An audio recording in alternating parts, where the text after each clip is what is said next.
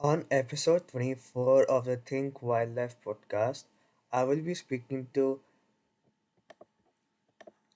Andrea Richey, who is the executive director of the Hong Kong Shark Foundation. We will talk about the conservation and importance of sharks and the threats of shark finning. Stay tuned. So, welcome to our podcast. It's a pleasure to have you on here. Well, thank you, Anish, for having me. It's my pleasure. Why was the Hong Kong Shark Foundation founded, and what is your long term vision with this organization? Well, the Hong Kong Shark Foundation is a Section 88 charity. Originally, we started in 2008, and later in 2015, we became a proper Section 88 charity. And so that means that people who make donations basically can get tax deductible receipts. That's the difference for us. And our long-term vision is same as our mission, which is 5 words: raise awareness about shark conservation. And of course, educate people to say no to shark products. And it's not just shark fin soup, but it's other shark products, and we'll get into that as we talk further today. So, why is it important to conserve sharks? Well, sharks are apex predators, and their main role is really to be a cleaner of the ocean. They maintain that delicate marine ecosystem balance, and they're opportunists. Sharks go after the weak, they go after the sick, and so that's how they keep the ocean clean, and that's how they keep the ocean balanced. And so it's very important that we keep those sharks in the food chain. Without them, we will have catastrophic collapse of the food chain. One of the biggest issues facing sharks is shark finning. So, could you just elaborate Mm-hmm. about what shark finning is? So shark finning is very simply the cutting off of all the fins of a shark, and then utilizing that for a very popular and expensive luxury item called shark fin soup. This was actually popular. It started way like 1,000 years ago, way back in the Song Dynasty, when a poet named Mr. Mei Yao Chen wrote a poem about how to make shark fin soup, and the emperor of the Song Dynasty saw that and then said, "Oh, let's make that shark fin soup," and so it became a status symbol. There is no taste in shark fin soup. The shark fins are made, it's cartilage, just like what your nose and your ears or your knees might have. But there is no taste. The taste comes from the broth or the soup that the chef is using.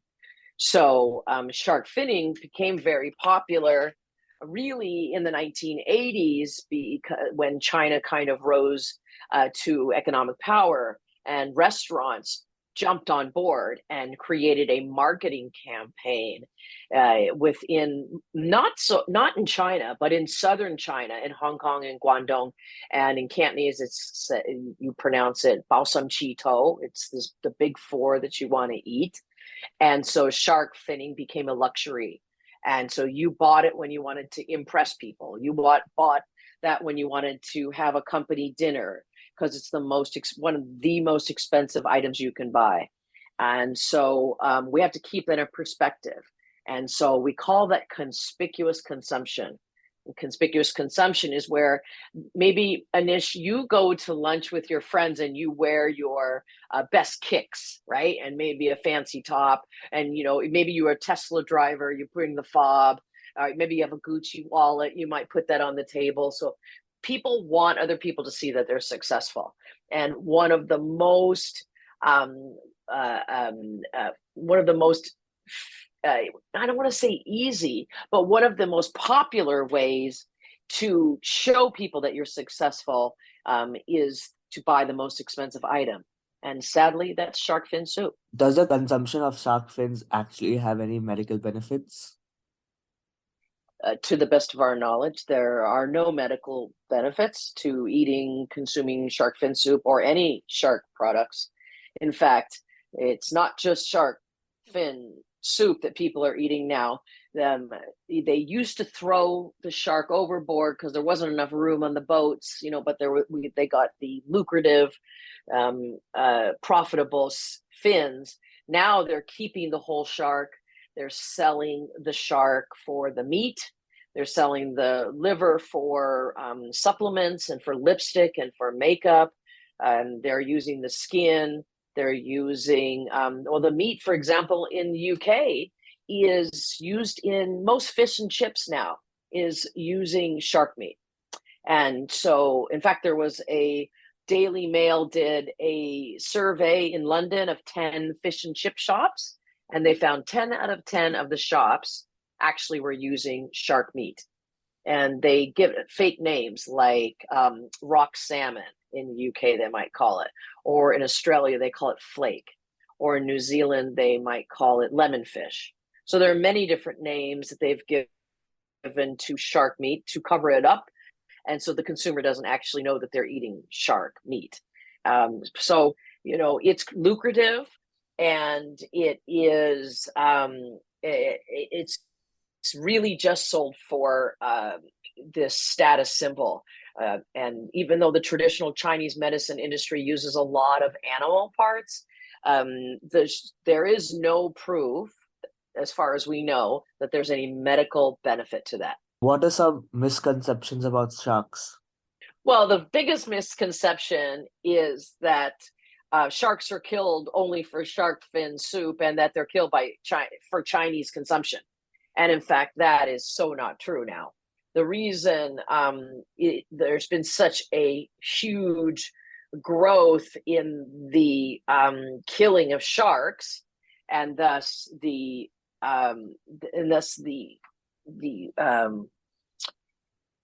what's the word I'm thinking of here, so you can cut this out when you go back.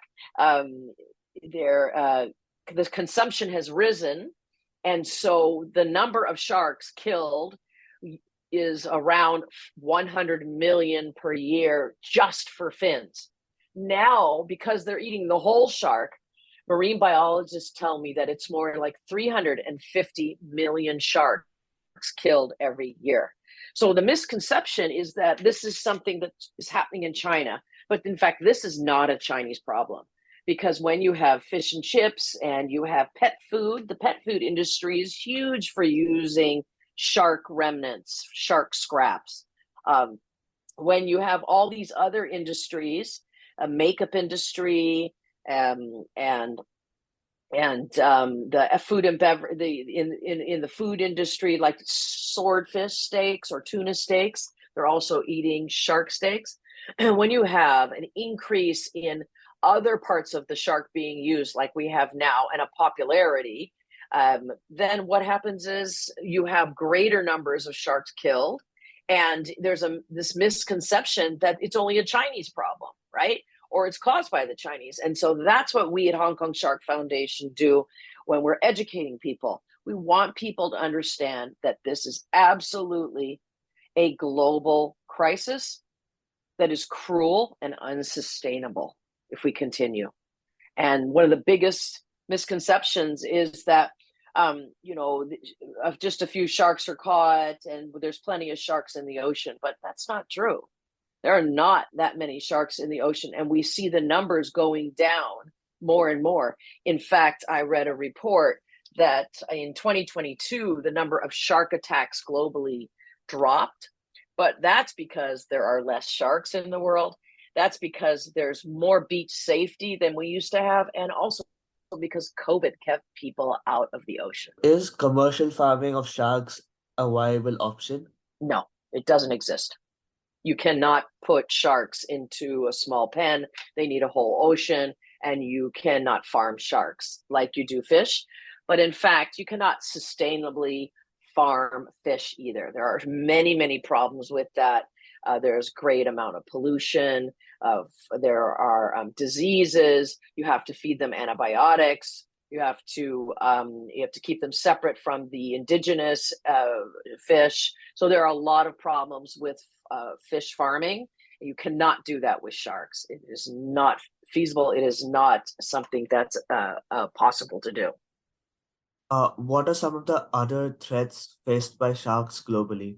So the other threats that sharks are facing are the consumption of the shark, not just for its fins, but the increased consumption and the unfortunate uh, increase of commercial overfishing.